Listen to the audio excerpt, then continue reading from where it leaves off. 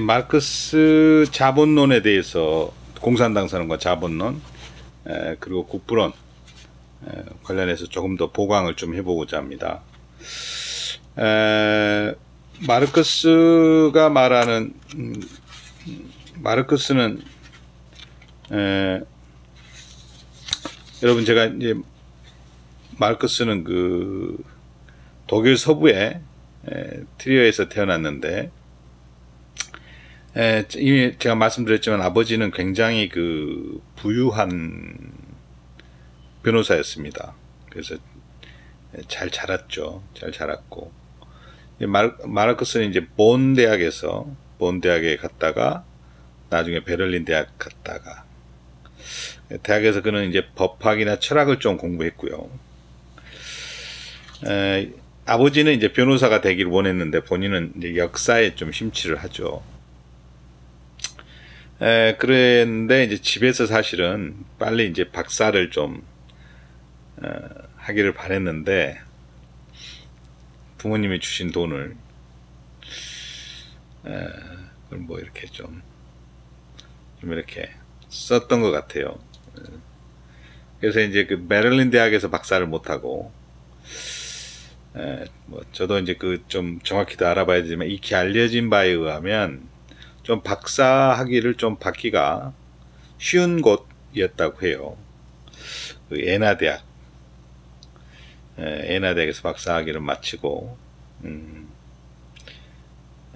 이제 교수가 되고자 했는데 본인은 교수가 되기를 갈망했는데 아무래도 이제 베를린 대학 그에서 학위를 못 받아서인지 이제 학자의 길과는 조금 인연이 없었던 것 같아요.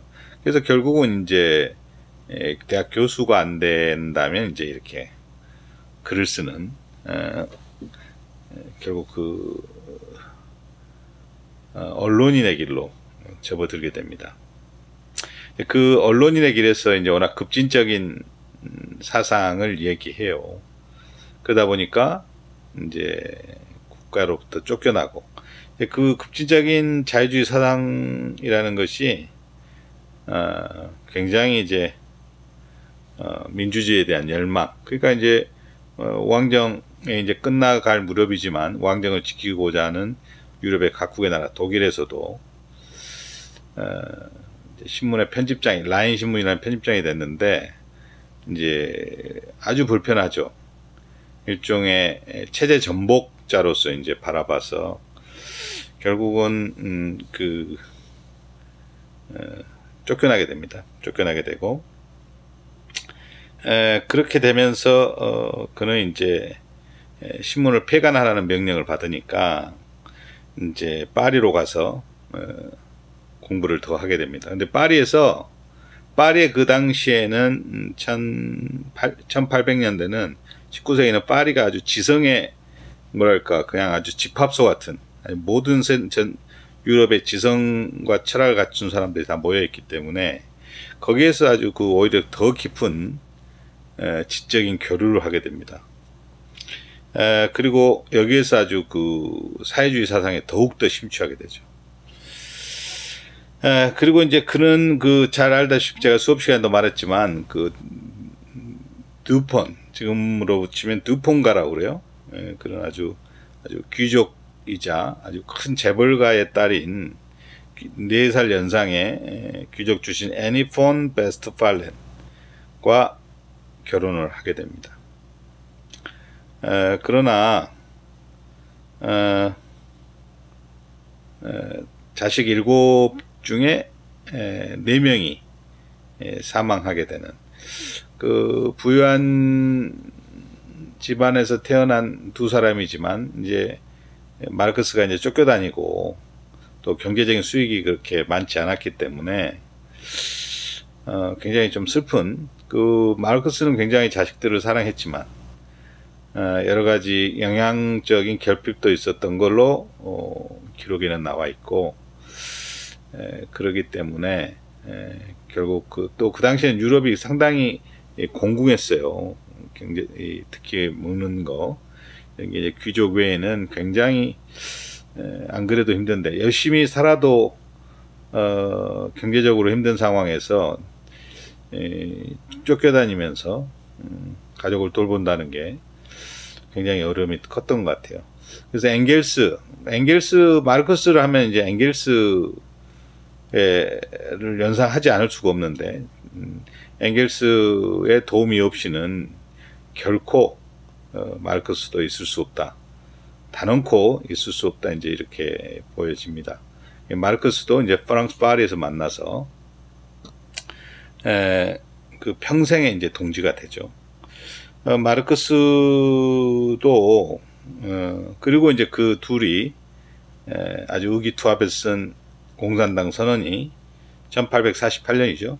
공산당 선언이 자본주의 역사적인 성과를 이제 찬양하는 동시에 자본주의가 점점 심해지는 시기에 이 어려움이 큰 시기에 이제 노동자 계급에 의해서 붕괴될 거다. 이제 이런 그러면 어떻게 할 것이냐. 이제 이게 짧은 글이지만 공산당 선언에 이제 일목요연하게 아주 뭐 비서처럼 다 나와 있고, 여러분들이 공산당 선언을 이번 학기에 쭉 탐독하고 설명을 들었습니다. 그래서 이 공산당 선언에서는 이제 사회 역사적인 진화가 어떻게 될 거냐. 원시 노예 사회에서 원시 공산 사회에서 노예 사회, 노예 사회에서 봉건 사회, 그리고 자본주의 사회, 그리고 자본주의를 넘어선 사회. 그걸 이제 우리는 이제 제대로 된 공산 사회라고 생각하는데, 현실에서는 이제 공산 사회, 공산 국가까지 우리가 경험을 해봤지만, 실제 마르크스는 공산 국가라는 개념보다도 자유로운 개인들이 연대가 있는 공동 생산체, 공동 생산, 공동 소비하는 그런 자유로운 개인들의 연대, 사회적인 공유의 국가, 그런 개념을 이야기를 했습니다. 그리고 자유로운 우리가 생각하는 지금 러시아, 중국, 뭐 북한 뭐 이런 데가 자유로운 개인들의 연대가 돼 있는 상태는 아니잖아요. 독재국가, 북한은 독재국가 상태이고, 또 중국은 공산당의 일당 지배를 하는, 이제 경제적인 영역에서 민주주의적인 시장경제 우리를 도입했지만, 여전히 정치적으로는 개인적인 자유로운 연대 수준이 아니고 아주 통제가 있는 국가, 정치적 자유가 보장돼 있지 않는 국가 상태이고, 뭐 러시아 역시 여러분 잘 알다시피 지금 푸틴 대통령이 뭐 아주 종신 대통령에 가까운, 형식적으로 투표는 하지만 사실상 민주적 자유로운 경쟁이 있는 그런 정치 체제인지는 우리가 그렇게 보고 있지는 않죠. 그런 국가들을 넘어서 사실은 마르크스가 개인의 자유로운 연대가 가능한, 그러나 정치나 경제는, 특히 경제적인 분야에서는 공동소유, 공동생산, 공동소비, 이런 어떤 자본주의 폐해를 넘어설 수 있는 그런 사회를 지향했던 거죠. 그래서 이제 그러려면 자본주의가 파괴돼야 되니까, 자본주의 파괴라는 것은 자본주의를 뭐 파괴시키겠다는 게 아니고 결국은 파괴한다는 거예요. 결국은 자본주의 폐해가 너무 양극화가 심해서 스스로 파괴된다. 그럴 때, 그러나 그걸 좀 당겨야 되지 않느냐. 그러려면 프롤레타리아 혁명을 해야 된다. 우리들이 공격을 할 수 없기 때문에, 우리 노동자들은 힘이 없기 때문에 할 수 있는 유일한 혁명은 단결해서 일거에 단결해서 자본가를 무너뜨리는 길밖에 없다. 이제 이게 아주 공산당 선언의 핵심 중에 핵심 아니겠습니까? 여러분들이 그 공산당 선언을 읽었고, 또 이제 그래서 이제 제가 이미 수업 시간에도 말씀드렸지만, 또 마르크스에 대해서도 여러 번 이제 반복해서 그걸 얘기했지만, 다시 한번 이제 처음 보강을 시작하면서 여러분들 또 상기시키는 차원에서 몇 말씀 먼저 드렸습니다.